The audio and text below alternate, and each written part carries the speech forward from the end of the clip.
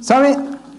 Hay cosas muy interesantes en la palabra y una de ellas es el tiempo de la transfiguración. Es lo que vamos a ver en esta mañana, pero nos vamos a saltar un poco, así que créame, vamos a estar aquí, pero nos vamos a ir a otras partes de la Biblia para ir profundizando un poco más acerca de esto de la presencia de Dios. Pero quiero que me acompañe en este momento en Mateo capítulo 17 y vamos a dar lectura aquí desde el versículo 1 en adelante.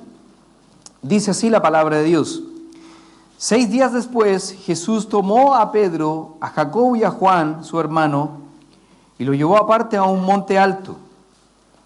Y se transfiguró delante de ellos y resplandeció su rostro como el sol, y sus vestidos se hicieron blancos como la luz. Y aquí les aparecieron Moisés y Elías hablando con él. Entonces Pedro dijo a Jesús: Señor, bueno es para nosotros que estemos aquí. Si quieres, hagamos aquí 3 enramadas, una para ti, otra para Moisés y otra para Elías. Mientras él aún hablaba, una nube de luz los cubrió, y aquí una voz desde la nube que decía: Este es mi Hijo amado, en quien tengo complacencia, a él oíd. Al oír esto, los discípulos se postraron sobre sus rostros y tuvieron gran temor. Vamos a dejar la lectura hasta ahí por ahora. En un mundo que vuela hoy en día, nos cuesta colocar nuestra mirada en los cielos y pensar: ¿qué pasaría si Dios está con nosotros? La Escritura dice claramente que donde hay 2 o 3 congregados en su nombre, ahí estaré yo. A veces nosotros olvidamos lo que es estar en la presencia de Dios. Algunas veces nosotros olvidamos por el trajín del día, por el trajín de nuestro trabajo, por el trajín hogareño, por lo que sea, ¿cierto? Por los estudios, etcétera. Olvidamos que Dios está ahí con nosotros. Y muchas veces sería quizás algo necesario de que una nube se posicionase encima de nosotros y nos hiciera así con fuerza, ¿cierto? Diciéndonos: ¡hey! ¡Aquí estoy yo! Óyeme. A veces nos hace falta, ¿cierto? Como, bueno, nosotros decimos, la jerga cristiana, ¿cierto? Nos falta a veces un charchazo santo, ¿verdad? Quizás alguien o este Dios maravilloso, ¿cierto? Que se posicione en una nube para decirnos: ¡hey, aquí estoy yo! ¡Hombre, pórtate bien! No cometas esos errores que estás haciendo. No hagas ese pecado. Nuevamente estoy mirándote. ¿Cierto? Pero a veces nosotros nos olvidamos de eso. Y parecemos y que estamos en una vida cristiana y en un lugar cristiano con otros hermanos, pero cuando estamos solos, olvidamos que Dios está allí también. Es penoso porque nuestra maldad interior, nuestras concupiscencias, somos atraídos y seducidos y nos lleva a cometer pecados. Pero si nosotros tuviéramos ese temor reverente, ¿cuánto nos ahorraríamos de problemas, ¿cierto? Porque Dios siempre está con su Espíritu diciendo: no. Aquellos que son hijos de Dios, tenemos el Espíritu Santo dentro de nosotros, y muchas veces el Espíritu está diciéndonos: no lo hagas. Pero nosotros obviamos esa voz. ¿Qué tiene de malo un poco de pecado, verdad? Total, es un pequeño parásito nada más, que dejamos que viva en nosotros. Pero la Escritura nos dice claramente que las moscas muertas hacen heder el perfume del perfumista, ¿verdad? Así que aquí estamos con este momento, ¿cierto? Con este tiempo donde se ve la gloria de Dios antes, en ese momento, la gloria de Jesús en una transfiguración especial. Me imagino esos ojos de Pedro mirando de una manera despavorida, ¿cierto? A Jesús resplandeciendo su rostro con sus ropas blancas, brillantes como la luz, y pensando: oh, esto es genial, ¿verdad? Esto es tremendo. Qué impresionante, ¿verdad? Y cuando él vio eso, dijo, wow, esto es genial. ¿Por qué? Porque sabía, esa es una prueba pequeña de lo que había de venir en el futuro para nosotros. Un día nosotros, los creyentes, seremos arrebatados en los cielos, ¿verdad? Y seremos transformados en un cuerpo glorificado. Imagínense, hermano mío, vamos a estar al igual que ese Moisés, al igual que ese Elías, al igual que nuestro Señor Jesucristo, con nuestros rostros resplandecientes, con nuestras ropas blancas, con ese cuerpo glorificado. ¡Qué maravilloso! Pedro estaba viendo eso antes de que se cumpliera. Así que se le ocurrió una idea. Pedro era muy bueno para tomar la iniciativa. ¿Se acuerdan cuando vio de lejos a Jesús caminando sobre el mar? ¿Quién fue el que dijo, Señor, ¿eres tú? Manda que yo vaya. ¿Quién fue? Pedro. Pedro era muy así. ¿Quién fue el que una vez que estaban arrestando al Señor Jesucristo y estaban tomando al Señor Jesucristo, quién fue el que sacó la espada? Pedro. Y si usted se fija, ninguno de los evangelios dice que fue Pedro, aparte de Juan. Juan se le salió, ¿verdad? Porque los otros dijeron, bueno, un discípulo tomó una espada y cortó la oreja. Pero Juan dice, Pedro fue, Pedro, y lo anotó, ¿verdad? Así que sabemos ahora que Pedro fue, que tomó la espada y cortó la oreja de Marco, ¿verdad? Gracias, Juan, por darnos tantos detalles, ¿amén? Y sabe, eso ocurre cuando Pedro tenía ese entusiasmo, se le ocurrían cosas. Ahora, no siempre son tan bíblicas las cosas que se le ocurren a Pedro. Cuando Pedro iba camino, ¿cierto?, con el Señor Jesucristo, y unos capítulos antes, el Señor comienza a decirles que es necesario morir, es necesario ir a Jerusalén, es necesario padecer de los sacerdotes, ¿cierto?, de los escribas, y morir y al tercer día resucitar. A Pedro se le ocurrió tomarlo, ¿cierto? Señor, tengo que hablar contigo, no te hagas ningún mal. Y ahí le llegó un reto, ¿cierto? Apártate de mí, Satanás, le dijo el Señor. Me eres tropiezo. Ay. Pedrito, pobrecito, ¿cierto?, de haber dicho, tengo una buena y una mala. Voy así, ¿verdad? Porque antes había dicho, tú eres el Cristo, el Hijo del Dios viviente. Y el Señor se emocionó con la frase de Pedro y le dijo, sobre esta roca edificaré mi iglesia. Sobre ese argumento que has dicho, Pedro, sobre ese argumento gigante que has dicho de que yo soy el Cristo, edificaré mi iglesia. Y ahí es donde, Pedro seguramente estaba feliz porque, hice una buena, dijo, ¿cierto? Una buena. Y al ratito después le dice el Señor, no te hagas ningún mal, apártate de mí, Satanás. Así que Pedro andaba así, ¿cierto? Entre una buena y una mala. Muchas veces nos sentimos como Pedro, ¿cierto? Nosotros. Así que vemos acá a Pedro en el versículo 4 diciendo, Pedro dijo a Jesús, Señor, bueno es para nosotros que estemos aquí. Si quieres hagamos aquí 3 enramadas, una para ti, una para Moisés y una para Elías. Y antes de poder estudiar un poco esto, yo pensaba que una enramada era como una especie de adoración o algo así, pero yo sé que estamos cerca del 18 y a algunos ya le empieza a sonar las ramadas, así, ya están ahí, tiqui, ¿cierto? Están preparando la carne, las longanizas, ¿cierto? Hay algunos que tienen amigos en Chillán, así que seguramente van a empezar a buscar cómo traer algunas longanizas aquí a Viña, ¿cierto? Pero la verdad es que nosotros nos damos cuenta que 3 enramadas eran realmente como una especie de casitas, ya eran como pequeños tabernáculos que se usaban. Pedro estaba pensando en lo que iba a venir en un ya lapso de tiempo cercano. Se venía la Pascua, se venía una fiesta, la fiesta de la Pascua, la fiesta también de los panes sin levadura que viene después de la Pascua.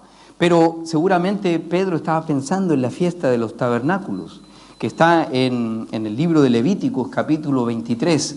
Y ahí se habla de que el Señor empieza a decirle a los judíos que tomen ramas y comiencen a hacer enramadas como pequeños tabernáculos donde van a pasar 6 días de fiesta. y ellos tienen que salir de sus casas, tienen que salir de sus lugares y estar en realidad en esas enramadas ahí, tomando tiempo para la fiesta de las primicias. ¿Qué significa eso? Que estando afuera podían ellos entender un poco más que era la dependencia de Dios. Y Pedro estaba pensando en eso, estaba pensando en que pasemos tiempo acá, ya que esta transfiguración se está haciendo. Bueno, Señor, hagamos algo, hagamos una enramada para ti, una para Elías y una para Moisés. La idea de Pedro era quizás quedarse un tiempo más allí. Pero el error de Pedro fue colocar a Jesús en la misma línea de Elías y de Moisés. Así que la voz de Dios audible en una nube dejó muy claro que Jesús es al que debemos poner nuestros ojos. Como decía el himno, ¿verdad? Pon tus ojos en Cristo. Amén.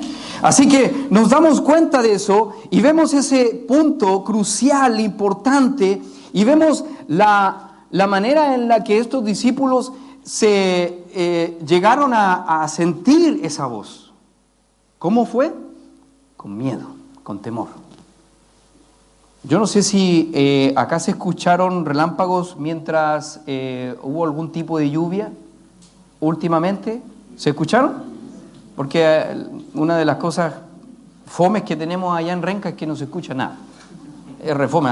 Incluso a veces hasta muy difícil, muy raras veces que llueva fuerte. Llueve muy poco allá en Renca.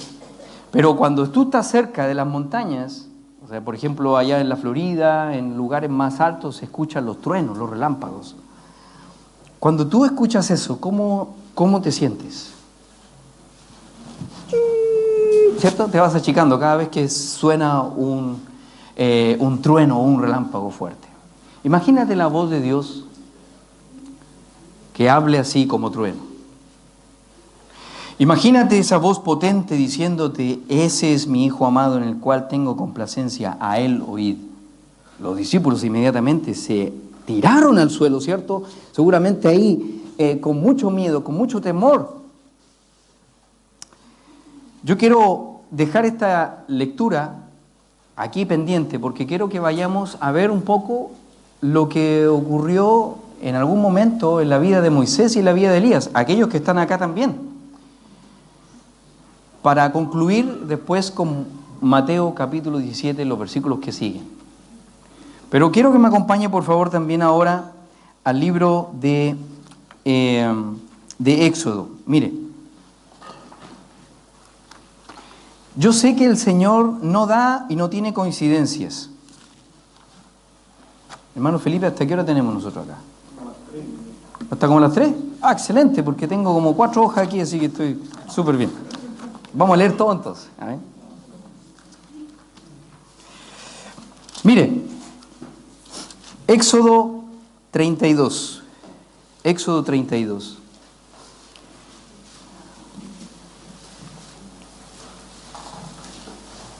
Así como los discípulos, el pueblo de Israel también vivió un momento de miedo cuando escucharon la voz audible de Dios. Ese fue en Éxodo capítulo 20, ¿verdad? Cuando Dios le da la ley, ¿cierto? Los 10 mandamientos de una forma audible. En ese momento, el pueblo de Israel sintió esa voz potente, fuerte, ¿cierto? De Dios, y le dijo a Moisés: Moisés, por favor, que habla tú con nosotros y que Dios hable contigo porque no queremos morir. O sea, tenían mucho miedo, tenían mucha dificultad, pero sabes que aún así, aunque Dios pudiese dar ese tiempo para nosotros y presentarse acá en una nube fuerte y poderosa y decirnos claramente: Jesús es el camino, la verdad y la vida. Nadie viene a mí si no es por Jesús. Digamos que esa voz pudiera llegar y venir así, de esa forma, y decirnos esas cosas ahora, en este instante, en este momento, ¿sabes? Nuestra vida sería tan parecida a la del pueblo de Israel. Somos similares a ellos. Muchas veces nos quejamos del pueblo de Israel cuando nos vamos a Éxodo y vemos cómo ellos pecan, ¿cierto?, deliberadamente en contra de Dios, y nosotros decimos, pero ¿cómo este pueblo tan necio? Hermanos, nosotros somos muy parecidos al pueblo de Israel, muy parecidos. ¿Sabe? Aunque ellos habían escuchado la voz audible de Dios, Moisés en un momento se fue al monte a orar. Así como Jesús se fue al monte a orar y tomó a estos discípulos, Moisés se fue al monte a orar. Y pasaron 40 días y adivine qué hizo el pueblo. ¿Qué hizo el pueblo? Pidió un becerro. ¿Por qué? Oye, ¿sabes que no sé qué pasó a Moisés? Así que, ¿por qué no hacemos un becerrito, verdad? De oro. Y le decimos que estos son los dioses que nos sacaron de Egipto y sigamos adelante nomás, pues. Total. Ya a Moisés no sé qué le pasó, pues se murió, son 40 días. ¿Quién vive no comiendo 40 días? Allá en la iglesia a veces hacemos ayuno y por, no sé, por 12 horas ya algunos están así. Entonces me imagino 40 días, ¿cierto? Pobrecito, yo les digo a los hermanos, animémonos, hagamos ayuno. ¡Ay, no! Vigilia mejor. ¿Por qué vigilia? Porque comemos. Sí, es la única diferencia. Porque la vigilia se pasa toda la noche comiendo. Tomando consomé, tomándose cafecito, ¿cierto? Entretenido, ¿verdad? Yo le digo, pero hermanos, hagamos ayuno. No, ayuno no. Hoy día estamos en ayuno, ¿cierto, hija? No, por favor. ¿Sabe? Estamos en el capítulo 32 de Éxodo y nos damos cuenta de algo. Si usted no ha marcado este versículo, el versículo 8, marque la primera palabra que sale ahí, déjela marcada ahí, con un destacador, colóquele una línea, póngale algo así, no le ponga un corazoncito, póngale algo así como, oye, mira, esta palabra es importante recordarla. Lo que dice el Señor a su pueblo, le dice, pronto se han apartado del camino que yo les mandé. Pronto. Aunque nosotros tuviésemos la voz audible de Dios aquí, y un día, ¿cierto?, el Señor se manifestase en una nube fuerte y nos dijera las palabras que ya les dije, adivine qué va a pasar una semana después, 2 semanas después, cuando ya el trajín de tu trabajo, cuando ya el trajín de tu estudio, cuando ya el trajín de la comedia, ¿cierto? Cuando ya el celular vuelva a tomar posición de tus ojos, cuando todas las cosas que vives el día a día vuelvan a tomar su curso, adivina qué va a pasar. Pronto nos vamos a apartar del camino que Dios nos mandó. Por eso, que es tan importante, hermanos míos, hoy día en esta mañana, atender la palabra de Dios que nos dice cuán importante es que tengamos a Dios en nuestras vidas, que le tengamos presente a Él en nuestras vidas y que no nos conformemos con nada menos. Que no dejemos que estas palabras se queden en el olvido, que nos recordemos todos los días que Dios está ahí con nosotros, que está cerca de nosotros y que observa todo. Nos conoce. ¿Sabes? Esta palabra, ¿cierto? Lo que ocurrió aquí en Éxodo fue algo tremendo. Dios estaba dispuesto a cortar al pueblo completamente porque Él decía, este pueblo es un pueblo de dura cerviz. Así que le dijo a Moisés, ahora pues déjame, versículo 10, que se encienda mi ira en ellos y los consuma, y de ti yo haré una nación grande. Esta era una prueba para Moisés. Ahora el líder tenía que ser capaz de poder manifestar la necesidad de que Dios pudiese tomar el asunto de una manera distinta. Así que Moisés juzga esto. Llega ya y toma las tablas de piedra, ¿cierto?, escritas por el dedo de Dios con los mandamientos, y los rompe de una manera para mostrarle a ellos que el pueblo de Israel había roto el pacto. Había hecho una imagen para adorarla. Y habían dejado al único Dios verdadero. Por lo tanto, habían destruido los 2 primeros mandamientos. Así que él tomó las piedras y las tiró al suelo para mostrarles que habían quebrantado el pacto.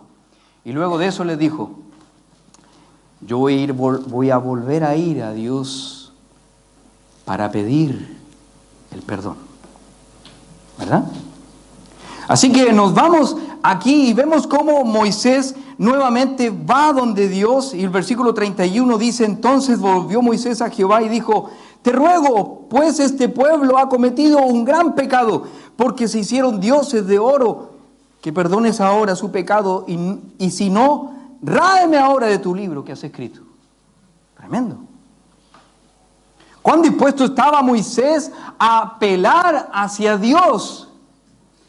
Estaba dispuesto incluso a decirle a Dios: Señor, yo sé, con nuestra comunión aparece por primera vez el libro de la vida. Es decir, Moisés comprendía claramente lo que nosotros podríamos haber entendido recién en el libro de Apocalipsis.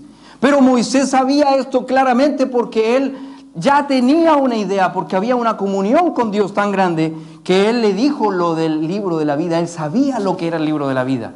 Por lo tanto, él dijo: Señor, si tú no perdonas a este pueblo, tráeme a mí del libro de la vida. Él sabía lo que era estar condenado. Porque la Escritura lo dice, ¿cierto? Porque todo aquel que no está escrito en el libro de la vida será echado en el lago de fuego. Por lo tanto, él lo que más quería era que Dios perdonara, y él estaba dispuesto a él sacrificar su propia vida. ¿Sabes en quién otra persona vemos eso? En Pablo.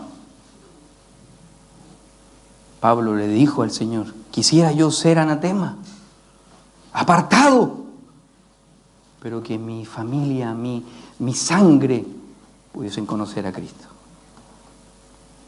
Ese era el corazón, y es el corazón que un líder debe tener. Incluso un líder de familia, una mujer líder de sus hijos, debería tener por sus hijos. Lo más triste viene después, en el capítulo 33. ¿Sí me siguen, verdad? Éxodo 33.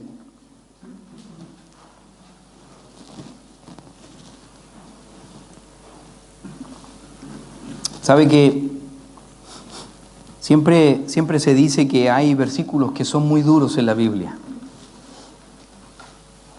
¿Cuál es uno de los versículos más duros en el Nuevo Testamento? Mateo capítulo 7, versículo 21, ¿cierto? Que dice: no todo el que me dice Señor, Señor entrará al reino de los cielos, sino el que hace la voluntad de mi Padre que está en los cielos. Muchos me dirán en aquel día: echamos fuera demonios, en tu nombre hicimos muchos milagros. Y el Señor, ¿qué dice? Entonces, estoy parafraseando, no me acuerdo bien de las palabras, pero dice, ¿cómo?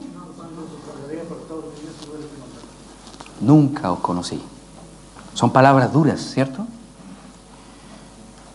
Ese es uno de los pasajes más duros, capítulo 7, versículo 21 en adelante, es uno de los pasajes más duros del Nuevo Testamento.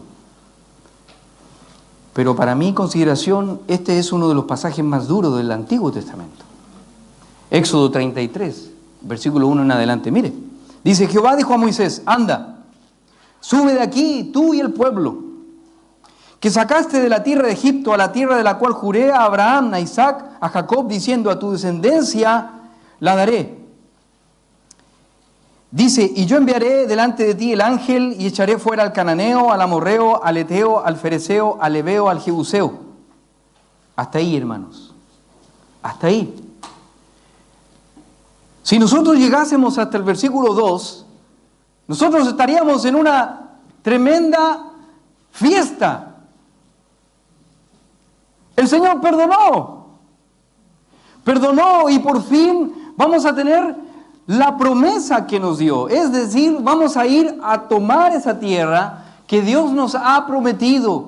Nos ha dado la oportunidad de vencer a los que habitan en ese lugar y tomar la tierra que fluye leche y miel. ¡Qué bendición! Ellos podrían estar celebrando. Pero el versículo 3 dice, entre paréntesis: a la tierra que fluye leche y miel. Pero, hermanos míos, están ahí, ¿verdad? Leámoslo todos juntos a la cuenta de 3. Pero yo no subiré en medio de ti, porque eres pueblo de dura cerviz, no sea que te consuma en el camino. Qué duro, hermanos míos. Qué duro. ¿Sabes lo que le está diciendo prácticamente Dios? Está diciéndole prácticamente, ¿sabes? Te voy a dar la prosperidad que quieres. ¿Quieres un auto nuevo? Te lo voy a dar. ¿Quieres un trabajo mejor? No te preocupes, ahí va a estar. Señor, pero es que quiero que tú también me bendigas. Quiero un aumento de sueldo. Lo vas a tener. Y me gustaría cambiar mi casa. Quiero tener un lugar mejor, uno más habitable, con una piscina. Que el pastor Jorge me haga la piscina. No sé si va a haber el pastor Jorge en aquel momento, pero les puedo decir, va a tenerlo todo. Pero yo no subiré contigo. No, ahí está mal. Hay un problema. No. El pueblo se dio cuenta de inmediato. El pueblo se dio cuenta, dijo, no, esto está mal. O sea, nos va a dar la tierra, sí, perfecto, está bien. Vamos a poder tener una tierra que fluye leche y miel. Vamos a poder habitar en lugares donde ni siquiera nosotros edificamos. Vamos a poder plantar cosas que ni siquiera hemos plantado. Vamos a disfrutar de la comida, de todo lo que Dios nos dijo que hiciéramos. Pero no va a estar. Y el pueblo se dio cuenta y dijo, esto está mal. No es bueno eso. Mire lo que pasó con el pueblo. Dice, oyendo el pueblo esta mala noticia, versículo 4, vistieron luto y ninguno se puso sus atavíos, porque Jehová había dicho a Moisés, di a los hijos de Israel, vosotros sois pueblo de dura cerviz, en un momento subiré en medio de ti y te consumiré. Quítate pues ahora tus atavíos, para que yo sepa lo que te he de hacer.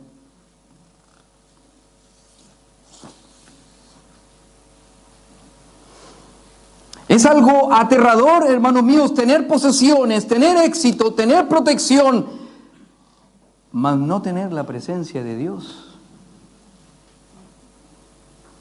No te contentes con el éxito si Dios no va contigo. Por eso se dice que cualquier cosa que hagas sin Dios fracasará miserablemente. No necesitas nada más que a Dios. Y no te conformes con nada menos.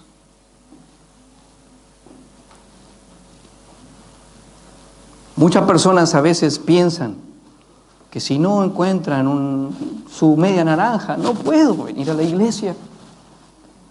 Ay, Señor, es que me falta mi ayuda idónea, Señor. Mi corazón está dolido. No puedo venir a la iglesia. No necesitas nada más que a Dios. Y no te conformes con nada menos. Es que, Señor, mis hijos no me acompañan, mi esposa no quiere venir a la iglesia. ¿Cómo lo voy a hacer?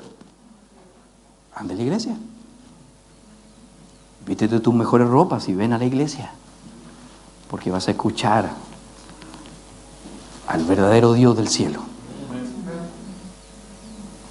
Es que, Señor, es que estoy cesante, Señor, y voy a ir a la iglesia y no voy a dar ni uno para la ofrenda, Señor. ¿Y importa, hermano? Da tu vida al Señor. Da tus talentos, como decía el pastor.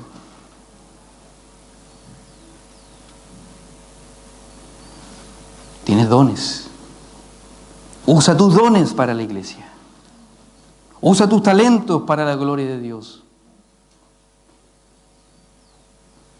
¿Sabes? Este momento del capítulo 33 es un momento muy sublime, muy especial, porque Moisés comienza a ir nuevamente. Se preparó un tabernáculo de manera urgente.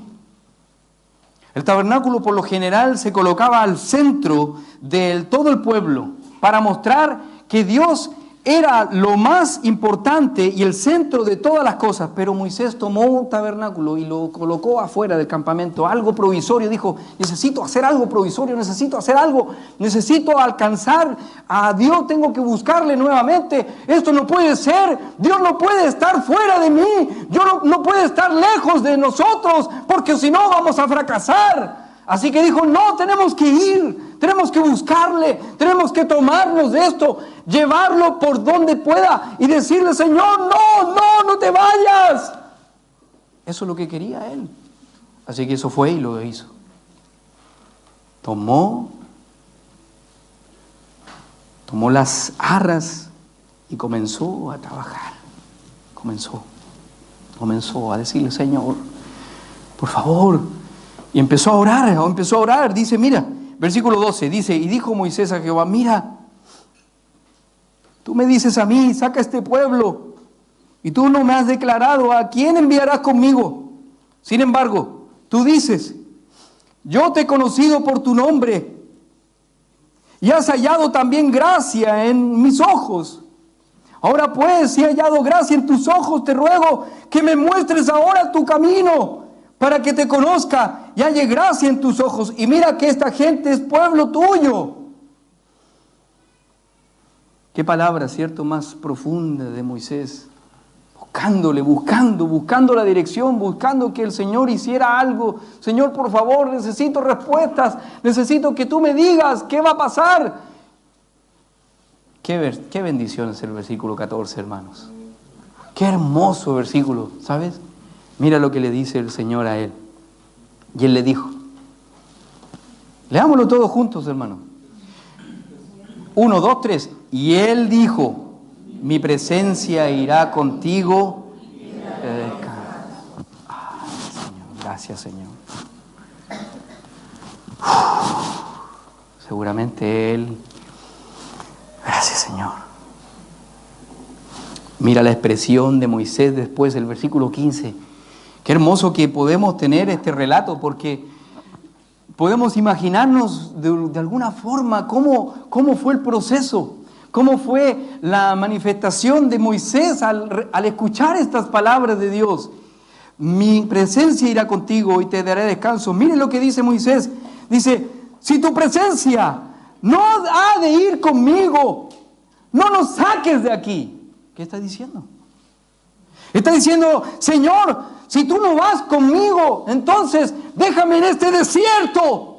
No me importa la tierra prometida. Si tú estás aquí en el desierto, aquí quiero estar, Señor, pero no me lleves allá sin tu presencia. No me dejes solo allá. Yo quiero estar contigo, porque eso es lo que necesitamos. Necesitamos la presencia de Dios en nosotros y no debemos conformarnos con nada menos. Así debe ser. Así debe ser.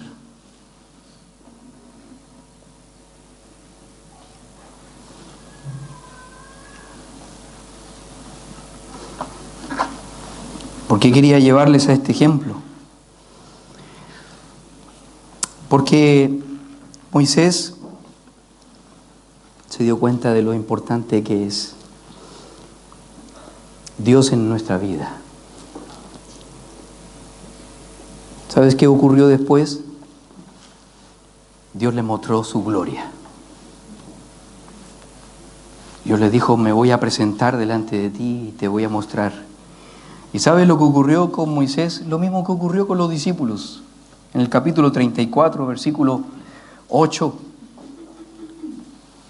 Moisés también no pudo, en la presencia de Dios no pudo aguantarse. ¿Y sabes lo que hizo? Simplemente se bajó la cabeza. En el versículo 8 dice, entonces Moisés apresurándose bajó la cabeza hacia el suelo y adoró y dijo, si ahora, Señor, he hallado gracia en tus ojos, vaya ahora el Señor en medio de nosotros, porque es un pueblo de dura cerviz, y perdona nuestra iniquidad, nuestro pecado, y tómanos por tu heredad. Y él contestó, he aquí, yo hago pacto delante de todo tu pueblo, haré maravillas que no han sido hechas en toda la tierra, ni en nación alguna, y verá todo el pueblo en medio del cual estás tú, la obra de Jehová, porque será cosa tremenda la que yo haré contigo. Tremendo. Moisés vio eso. Moisés pudo ver la maravilla de Dios, pudo ver la gloria de Dios. No es algo aleatorio de que Moisés haya estado en ese lugar de la transfiguración. Pero el otro que está en el lugar de la transfiguración, ¿quién es? Elías. Y mire, vaya por favor también conmigo a Elías. A primer libro de Reyes, capítulo 19. Moisés fue y acudió a Dios en un momento de mucha dificultad en el pueblo por el pecado. Elías fue al monte y a refugiarse en Dios después de un gran momento, de una gran victoria, pero después de un tremendo cansancio y de una tremenda dificultad para afrontar la amenaza de Jezabel. Así que en un momento Elías, después de una tremenda victoria, huye a Oreb, dice el capítulo 19. Dice, versículo 1, dice, Acab dio a Jezabel la nueva de todo lo que Elías había hecho y de cómo había matado a espada a todos los profetas. Entonces envió Jezabel a Elías un mensajero diciendo, así me hagan los dioses y aún me añadas y mañana a estas horas, yo no he puesto tu persona como la de uno de ellos. Viendo pues el peligro, se levantó y se fue para salvar su vida. Y vino a Beerseba, que está en Judá, y dejó allí a su criado. Y él se fue por el desierto, un día de camino, y vino y se sentó debajo de un enebro, y deseando morirse, dijo, basta ya, oh Jehová, quítame la vida, pues no soy yo mejor que mis padres. Y echándose debajo del enebro, se quedó dormido. Y aquí luego un ángel le tocó y le dijo, levántate y come. Entonces él miró y aquí a su cabecera una torta cocida sobre las ascuas y una vasija de agua, y comió y bebió y volvió a dormirse. Y volviendo el ángel de Jehová la segunda vez, lo tocó diciendo, levántate y come, porque largo camino te resta. Se levantó pues y comió y bebió, y fortalecido con aquella comida, caminó 40 días y 40 noches hasta Oreb. ¿Qué quería él allá en Oreb? Buscar a Dios. Él estaba en la búsqueda de Dios. Necesitaba dirección. Él sabía que no podía conformarse con nada menos que Dios. Por lo tanto fue a donde él y comenzó a orar. ¿Sabes? Cuando vemos a Elías por un momento, vemos tres cosas. Primero, vemos que tuvo miedo a las amenazas. Segundo, vemos a un hombre cansado. Y tercero, vemos a un hombre que piensa que está solo. ¿No te has sentido a veces así? Solo yo he quedado. Bueno, no estás solo, hermano. Es que yo vivo unas cosas tan terribles, pastor. Usted no sabe.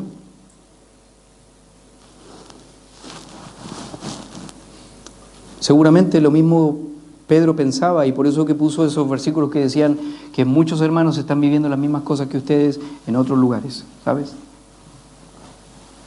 Muchos de nosotros pensamos que estamos solos. Muchos de nosotros pensamos que en el cansancio. Pensamos que que estamos derrotados. Lo que pasa es que mi trabajo me consume tanto, pastor. Estoy terrible. Estoy cansadísimo. Que usted no sabe las amenazas que he recibido, pastor. Mi esposa dijo que si volvía a ir a la iglesia me iba a amenazar, me iba a abandonar. Wow. Usted no sabe cómo es a Jezabel, ¿no? Sí. Eso es un problema, pastor. ¿Qué hago con ella? No cambies tus convicciones, hermano. Lo primero que tienes que hacer. No pienses que vas a solucionar algo dándole y condescendiendo con el pecado. No vas a hacer nada. Pero si haces la voluntad de Dios, Dios va a comenzar a restaurar todas las cosas. ¿Sabes? Elías estaba en una necesidad tremenda, así que fue también al monte a orar. Él fue a orar al monte y él comenzó a buscar a Dios y le presentó el problema a Dios y le dice, respondió: he sentido un vivo celo por Jehová, Dios de los ejércitos, versículo 10.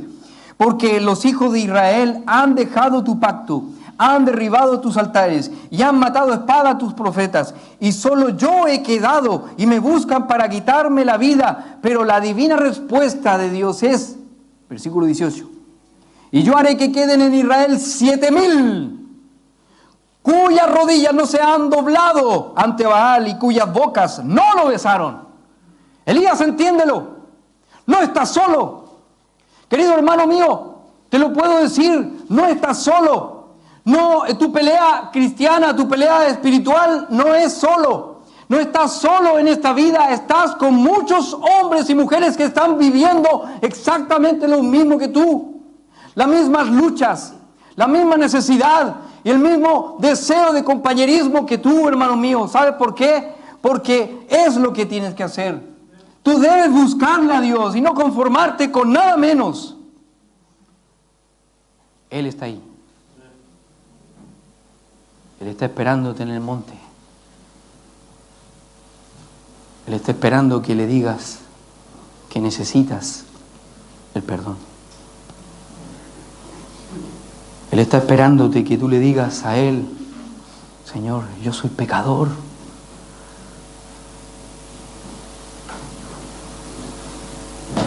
¿Me puedes perdonar a mí? Sí. Dios puede perdonar nuestros pecados y limpiarnos de toda maldad.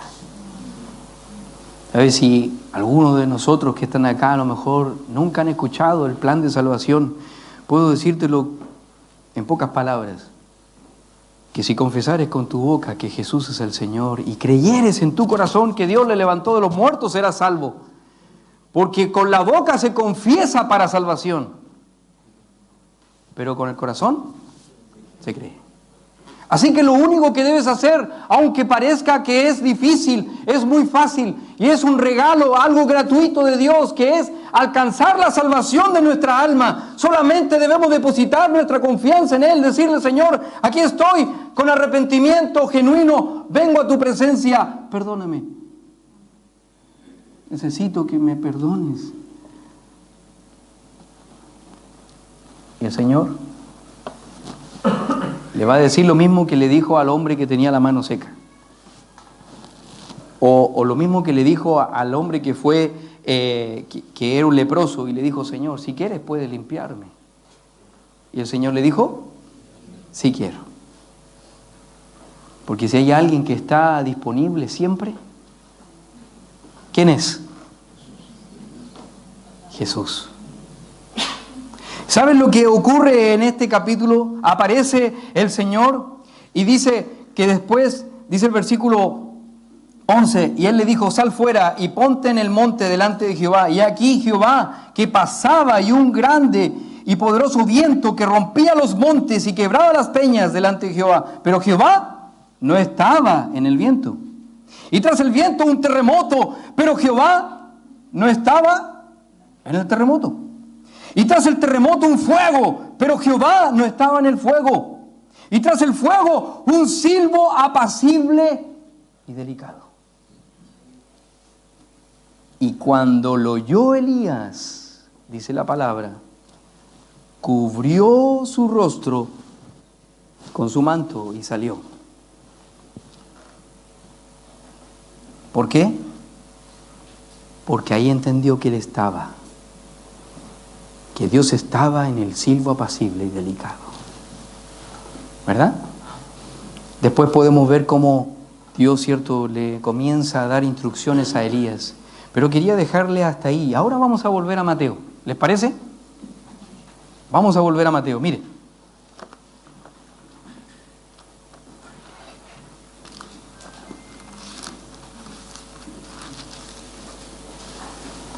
Ahora sí, volvemos a Mateo capítulo 17.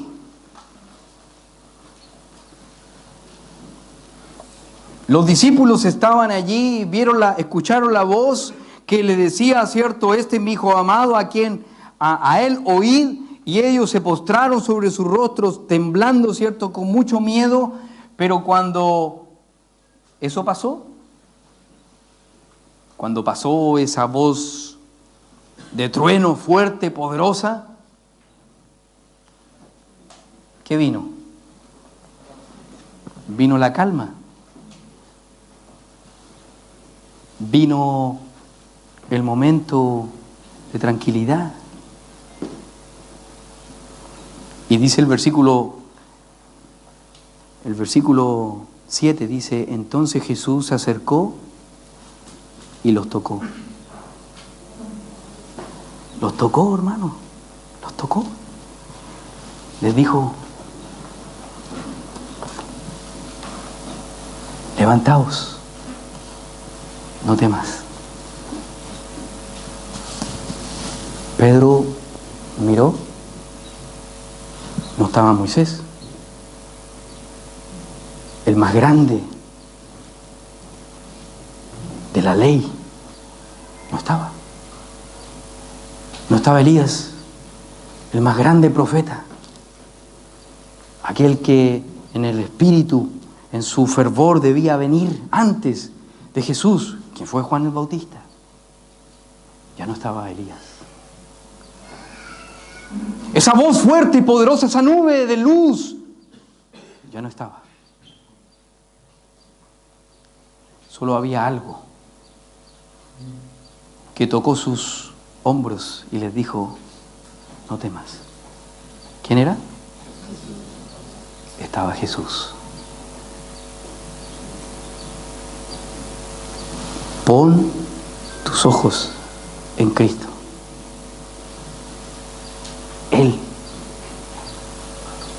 es lo que Dios Padre quiere que tú coloques tus ojos en esta mañana. Él es lo que Él espera. Tribulaciones, angustias, dolor. ¿Sabes que el Señor Jesús fue al monte a buscar también dirección? Porque Él necesitaba saber si iba a ir a Jerusalén, era la voluntad de Dios. Y justamente cuando Él va a ese lugar, tiene respuestas. ¿Por qué? Porque muchos de nosotros necesitamos ir a Dios para buscar las respuestas. Jesús necesitaba que le pudieran decir claramente que estaba bajo la voluntad del Padre. Y fue así.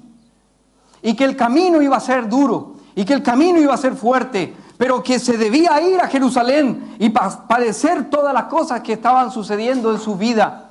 Y era necesario pasar por allí. Moisés tenía que ir al monte a orar, a pedir ayuda a Dios para que perdonara el pecado. Elías necesitaba ayuda para poder fortalecerse nuevamente y seguir el camino. Es lo mismo que tú y yo necesitamos hacer.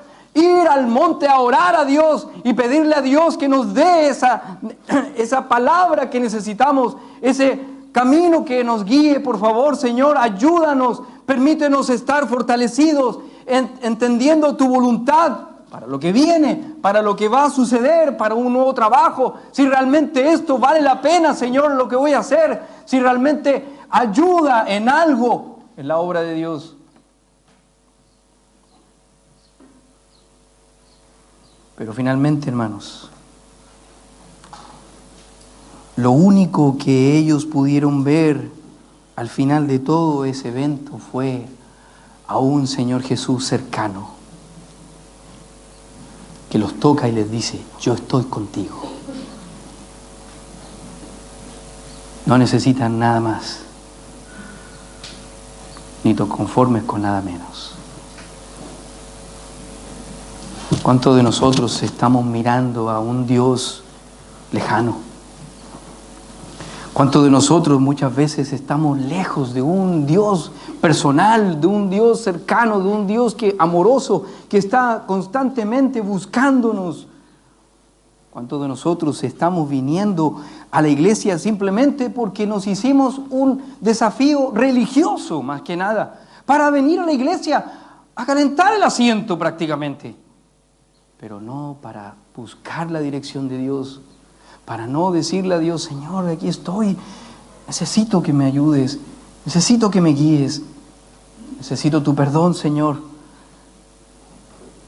Creo que no soy salvo. A lo mejor, Señor, necesito arrepentirme de mis pecados. A lo mejor, Señor, he estado aquí en la iglesia, todos los domingos vengo, pero nunca había escuchado que necesitaba pedirte perdón por mis pecados. Necesito realmente humillarme delante de ti, Señor, recibirte como mi Señor y Salvador. No nos engañemos, hermanos. No nos engañemos. Muchos de nosotros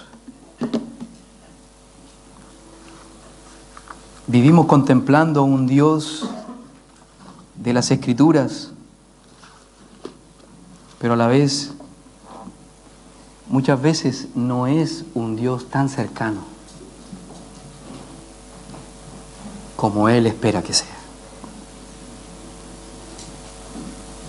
¿Qué les parece si oramos, hermanos? Amén.